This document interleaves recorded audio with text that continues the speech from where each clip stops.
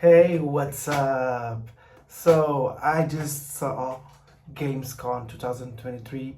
The opening night was 2 hours. It was a little big. I'm really tired, but I couldn't wait to share with all of you all my thoughts, all the things, and see what you think of the show.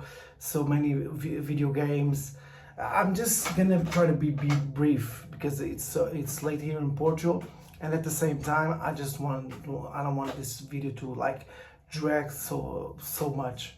So I'm gonna start with one of the games that is coming out soon. Is Starfield. I know that it's coming real soon. Probably people are still playing Baldur's Gate. I know my friends are, even though I'm waiting for PS5 to come, the PS5 version to come. But Starfield maybe be the next one. The show started with Immortals of Avenue. The reviews already came, and it's a little bit mid. Some people, I think people like the game, but I think what is happening is that they think it's a little bit too much. The price is too much. It's not what they thought. To be honest, I'm at the same time. It's like it's an $80, €80 game here, and there's so many games coming. I don't know if I'm gonna pick this one since I have so much stuff to do and so many games to play. I don't know if I'm picking up this one. Maybe on a sale, or maybe I'll pick it up tomorrow if I'm feeling it. But Immortals of Venom is cool. I think it's a game cool. I like I like the setup. I like the that we use spells instead of guns. So I wanted to play. I don't know if I'm gonna play it right now. So next we're gonna have Starfield.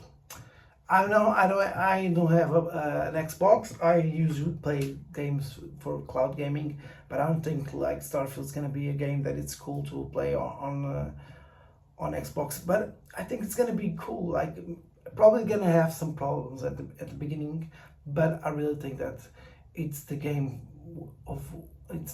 why you have it, that makes you feel like it's worth to have an Xbox. And I really think it's gonna work out fine. Maybe not in the beginning, but I think it's a really dope game. I really like the idea. I think the trailer that they saw, the trailer that they put, like it was really cool. So I'm excited to see how the reviews.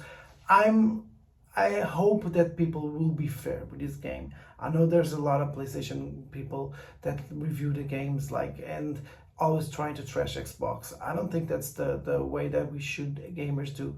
We always try to like push the game companies are the all the if Xbox succeeds, PlayStation will also succeed, and I think as gamers we will benefit from them. So I hope Starfield does well, and I hope that I can play it someday. Talking about Call of Duty Modern Warfare 3, I was impressed. To be honest, I'm not a Call of Duty guy. I like first-person shooters, as I was telling you about in Immortals of Aveum, but I like single-player action shooters, first-person shooters. So if it doesn't have a story, it's not for me. What I'm seeing, people are telling me, it's like 4 hours of story, maximum 6. So it's not for me, but I was really impressed. Like the graphics are really out of this world. I was like hooked watching. I wanted to play. I'm even not being a Call of Duty guy. I wanted to play Modern Warfare 3, and I like these types of games. Like are very modern. Like you make me feel like I'm an espionage, or I'm in the military. I like this kind of games. I wish there were like more single player games like that. Almost all single players are more like more like Immortals, more like Atomic Heart, more like BioShock. Why not a single player that was like more focused in the modern era? If you know some games that are like that, please tell me in the comments. I would like to try it out. Again, the first surprise that I really had, I I was always saying that this year is the year of fighting games. So I was not disappointed to be honest. I was not disappointed. But the delay, it's not a delay. Tekken 8 is gonna be in January. I was really feeling that Tekken 8 will be launching in like December. Like it would be like that mix, like we had Street Fighter, Mortal Kombat, and 2 months after we had Tekken. You know, seeing all them battling for the title of best fighting game of 2023 will be fun. That's not happening. But I liked it. I think like I hope that they innovate. What the mode that they showed is not nothing new. That's nothing that it's gonna make me buy the game. When I bought Street Fighter 6, it was the World to More mode. It was the different things that I was seeing that made me buy this game.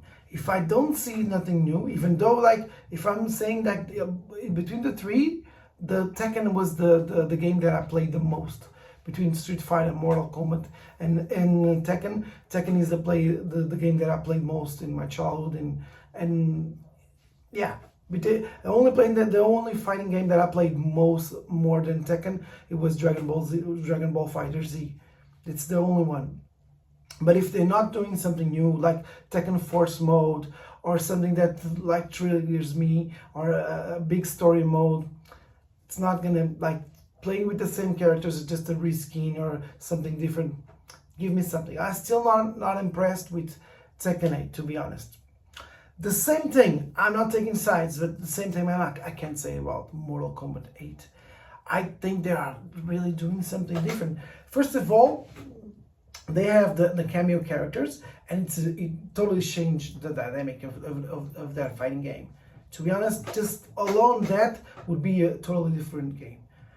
But I really think they are catching this opportunity to really change the story, to do something different. The way that was the trailer was Sindel, who was in the kingdom, the queen, and we see Liu Kang as a god, and Raiden now is the human that is the challenger for the Mortal Kombat. It feels like refreshing. It feels like new, and at the same time it feels like it's going to be more focused on story. One thing that I really like. Other thing that I really like is the scenarios, like the environments of the fights. It's so cool. I was already impressed with the Johnny Cage, like the Johnny Cage fighting scenario. But this one's like it's so, the graphics are so cool. I never seen like scenarios like that in a fighting game, and I really think they are trying to do something different. I just hope that I'm not wrong and they are really pushing the boundaries, because fighting games are dying a little bit. If we're not doing something different, why I'm gonna pay like $80 for a game that probably I won't buy. I won't play that much unless it has something new. Give me something that the other game didn't have, so that I feel appreciated and I feel like I'm gonna give you my money. That is my thoughts. After Black Myth Wukong, I'm not skeptical about this game because I really love that mythical Wukong. I know that Dragon Ball Z was really inspired by Journey of the West and for Wukong. So I always wanted to know more about his story, about his powers, about his journey. So I think this game, it really looks dope.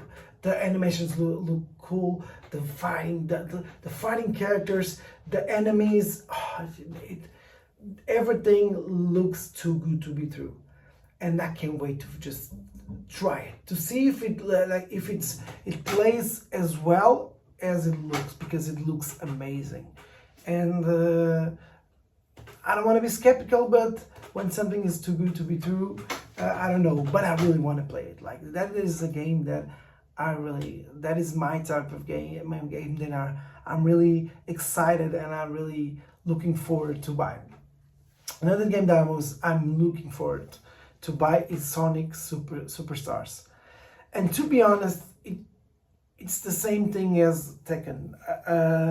I'm not seeing that much new things. I love Sonic. That's why I'm gonna buy it. I'm like really dying for a 2D game, and I really love Sonic. So I think I'm gonna buy it. I've been playing it on the Switch just because it's really cool to have a platformer on the go, and I'm really missing that itch of Sonic vibes, and I think I'm gonna definitely buy it, but at the same time I want to see more things. I really like that it has co-op, and you can play with four people. But at the same time, I played like Sonic Mania with my girlfriend, and it was so strange to play it so fast. Sonic is a so fast-paced game that playing two people playing it, it's not the same. It doesn't feel that right. I played Mario, and it plays way better in co-op or two people playing than Sonic. But I'm excited. I love Sonic Frontiers, and I already resold my game, so I'm really dying inside. So like probably I can't play this new update. So, but it's really cool that they're updating the game and putting new stuff. And I really liked Sonic Frontiers. Really liked. So I'm excited for more Sonic games. I love that Sonic's getting this refreshing thing with the movies, with the games. Let's go, Sonic. I'm Team Sonic. I love Sonic, so more games the merrier for him. After we have Assassin's Creed Mirage. Assassin's Creed was I used to play them, but I used to play them before they were like 100 hours games, and they are good. I think they are good. To be honest, I'm not that hooked on Assassin's Creed, especially because of that. I understand that paying $80 and giving me 100 hours is fair, and I really appreciate for them. But I don't think like the level design is cool. Like even in Ghost of Tsushima, there were times that was like there is too much missions, there's too much markers, and in Assassin's Creed is more of the same. It's not my thing. It's not that focused on the story, and it's not my thing. But I'm really hopeful that this one turns the tide, because I'm seeing that it's a more linear experience. It goes back to the roots, like in the first Assassin's Creed. The first and the second one was both my favorites Assassin's Creed.